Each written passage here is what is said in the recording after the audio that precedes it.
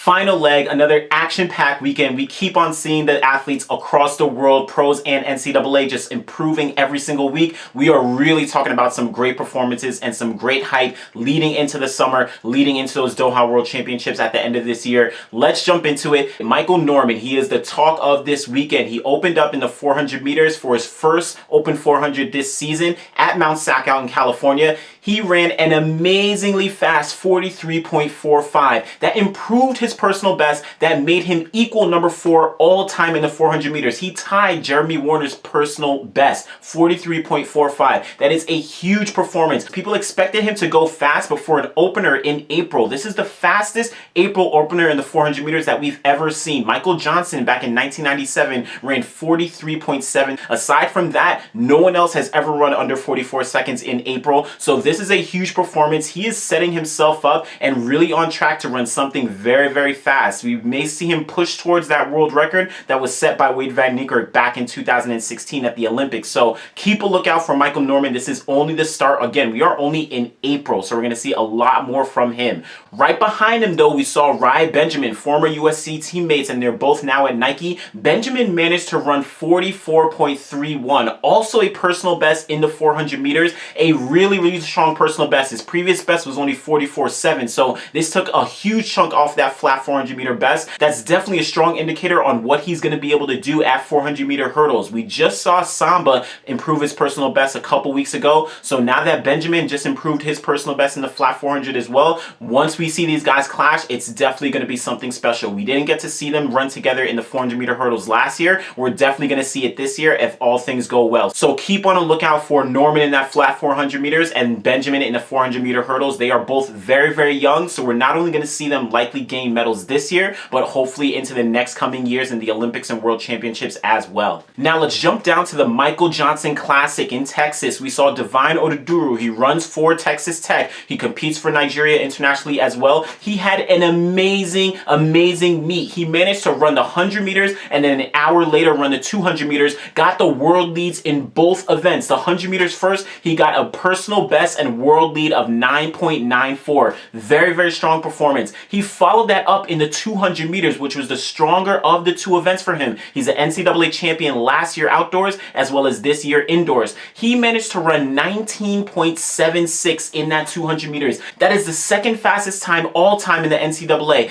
only behind Walter Dix, who ran that 19.69 back in 2007. So very strong performance from him. He actually broke the Nigerian national record 19.8 set by Francis Ibekwelu a couple years back in the mid-2000s, and then also is number 3 all-time in Africa out of all African countries. So very strong performance from Oduduru both in the 100 meters as well as the 200 meters. We're going to see him really progress, not only going into NCAA championships, but then also heading to the World Championships in Doha this year as well. Now let's jump back to the Mount Sac meet. We saw Kenny Harrison competing in her first Open 100 meter hurdles race this season. She managed to run a world leading performance of 12.63. So very strong opener. Of course, we know she's a world record holder from 2016. She struggled sometimes when it got to the majors. She didn't gain a medal in 2015. She managed to not make the Olympic team in 2016 and then also finished just out of the medals in 2017. She did win the Indoor World Championships last year, so this is definitely a good indicator on what she's going to be able to do this year. She's always very consistent, so let's see if she's going to make that team to Doha this year, because we know the 100 hurdles are very strong for the Americans, and then hopefully she'll be able to gain a medal and really stand on the podium this year. Now in the NCAA, we had Tania Marshall of LSU. She was competing at her home meet. She got the NCAA lead in those 100 meter hurdles,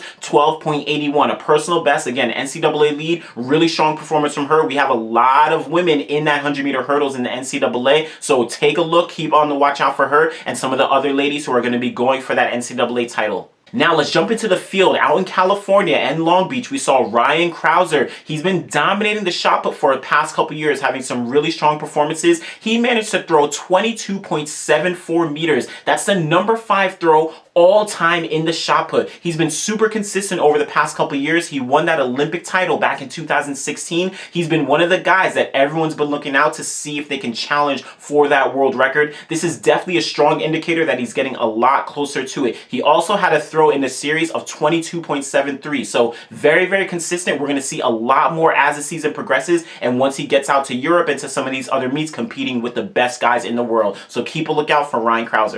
Now, still in Long Beach, we had Omar Craddock competing in the triple jump. He managed to jump a personal best and world lead in the triple jump of 17.68. Huge performance. He actually beat out Christian Taylor at this meet. He has a personal best that goes back to 2015, that same year that he just missed out on a medal in Beijing. So this is definitely an indicator of what he's likely going to be able to do. This 17.68 is actually the farthest jump that we've seen from anybody except Christian Taylor, Will Clay, and Pablo Pichardo. So this is definitely putting him in some good company. We're going to see a lot more from him. And again, he's definitely going to be challenging for a podium spot in Doha this year. Now, finally, still at Long Beach, let's end off with the pole vault. In the NCAA, we had Chris Nielsen of South Dakota. He managed to jump an NCAA lead of 5.82 meters. Huge performance that's just off of his personal best that he set last year of 5.86. He ranks really high in the NCAA all time. This is definitely an indicator that he's going to be creeping up on that. Of course, we have a lot of other vaulters in the NCAA this year, namely Mondo Duplantis, but Nielsen is showing that he's going to be fighting for that NCAA title outdoors this year. Alright, so those are just some of the highlights. There are tons and tons of results all across the country, all across the world. Make sure you guys check out some of those other results, but these are just some of the highlights. Again, we're only in April and we're seeing some of the best performances in history. So definitely setting ourselves up for a great 2019 season. Make sure you guys subscribe. Make sure you guys like a video. Leave a comment below on what you thought was the best performance from this weekend. And we'll be back again with another video very soon. Thanks.